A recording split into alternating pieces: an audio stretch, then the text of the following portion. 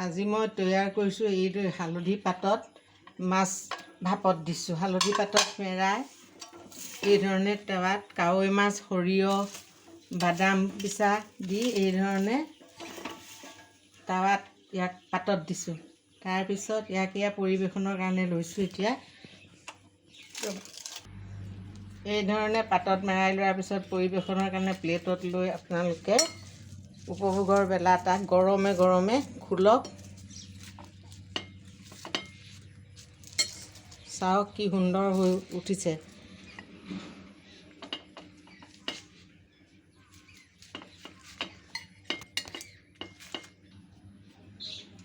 চাওক অতি লোভনীয় হৈ উঠিছে আৰু খায়ো সঁচাই আপোনালোকেও এই ধৰণে বনাই ল'লে তৃপ্তি পাব।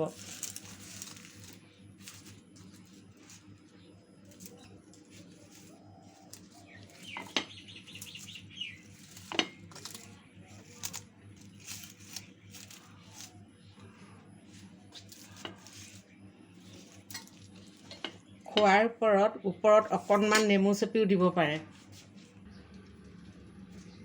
এয়া মই এতিয়া ইয়াৰ ওপৰত গোল নেমু চেপি দিছোঁ।